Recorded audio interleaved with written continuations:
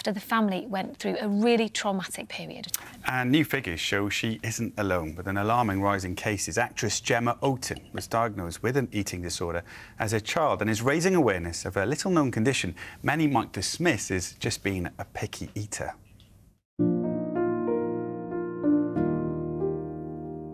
Around 1.25 million people in the UK have an eating disorder, and I was one of them.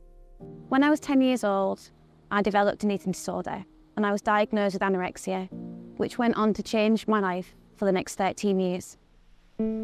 I now raise awareness of eating disorders. Eating disorders can take many different forms, but the effects they can have on the family and friend of the person living with the condition are often the same.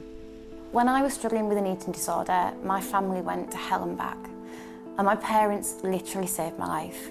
So I know how tough it can be for anyone affected by an eating disorder. Hello and welcome to a very special Gardener's World. It's something Gardener's World presenter Adam Frost's family went through. His daughter Amber Lily developed an eating disorder when her mum became ill and was hospitalised. She became obsessed with counting calories due to peer pressure and a sense of wanting to be in control of something during an uncertain time. All these things people are saying, do you know how many calories in that? Whereas I would have never known what a calorie was. Yeah. And I probably would have never, because I was surrounded by people saying these things, I think then when it my world came crashing down, that was my escape, because that's all I knew. Yeah. If I had a headache, I would search up if there was calories in paracetamol. But as a parent, apart from feeling, oh my God, I've completely and utterly failed, messed this up. Your story is so similar to mine. I remember my daddy used to sit there crying and saying, this is my fault because you're sensitive like I am. And I was like, Dad, what are you talking about?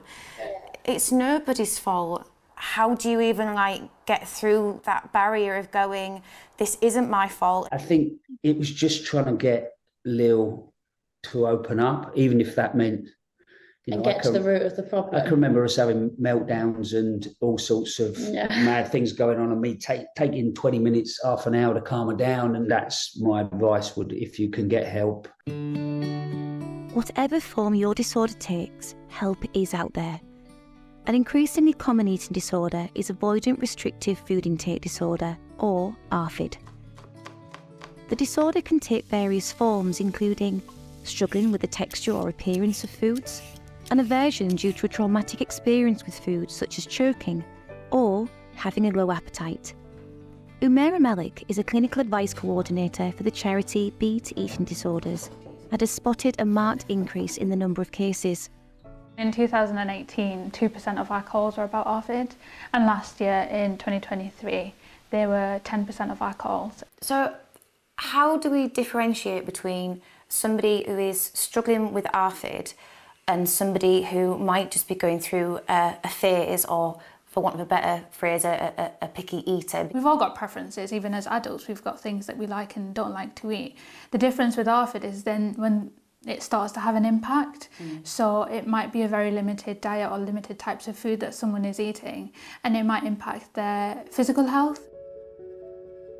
This restriction isn't normally due to weight or body image issues, but an inability to eat certain foods. In extreme examples, people may only eat one or two food types, starving their bodies of the nutrients it requires, all of which can affect the body's cardiovascular, gastrointestinal, and neurological systems. Molly was diagnosed with ARFID last year, and Matt has been living on an unhealthy restricted diet since he was 3.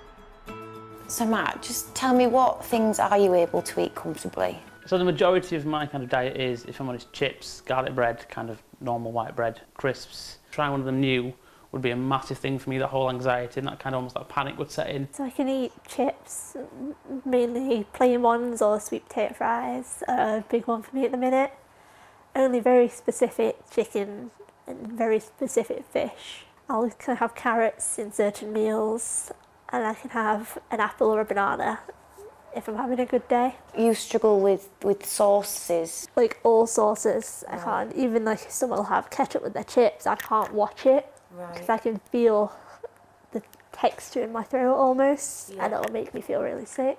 So Molly, this was only a year ago that you were officially diagnosed. What prompted you to get that support? It'd been about a month where I could just not eat a regular meal, and it was really starting to settle into my head, and I was having a lot of anxiety, and it was just really stressing me out. So I rang up my GP, hoping to speak to them about my mental health. Well done.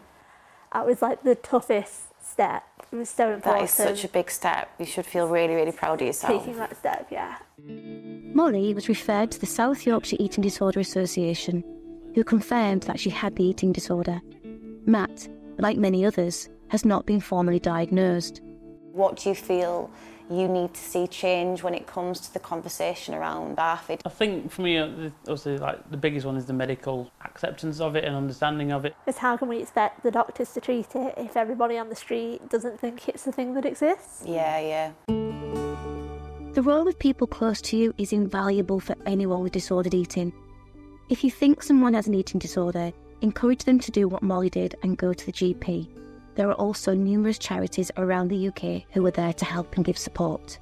And for parents concerned about their child's eating habits, particularly if they're very choosy about what foods to eat, Umira has this advice. So open communication is really important, but there are different techniques that are often recommended, for example, food chaining, which is where someone might have a food that they're comfortable eating and you might introduce a similar food. There are other things that you can try as well, for example, involving the person with ARFID in meal times, the preparation of foods, just so that there is that exposure to different foods. It might be that you have certain distractions at meal times as well. You know, you're having conversations, it might be you playing a game or things like that. Eating disorders affect hundreds of thousands of families, and even with a diagnosis, there is no quick fix. But with support and understanding and helping to normalise the conversation and dispel the stigma, we can make sure that everybody affected by eating disorders know that they deserve a chance to thrive and not just survive, and that they matter. Really important message in this, don't be scared to ask for help. I know it's a battle after that, but just the starting point is key. Gemma's been brilliant, isn't she? She's been on BBC Breakfast, raising awareness of eating disorders. And this is something that she has talked about for years. Yeah. I just find it so difficult when you hear Adam and Gemma talk about their dads. It's that parental thing, isn't it? Dads want to protect their little girls, no matter what age. Can be life-changing too, and details of organisations offering help and support with eating disorders are available on BBC Action Line. You can head to bbc.co.uk/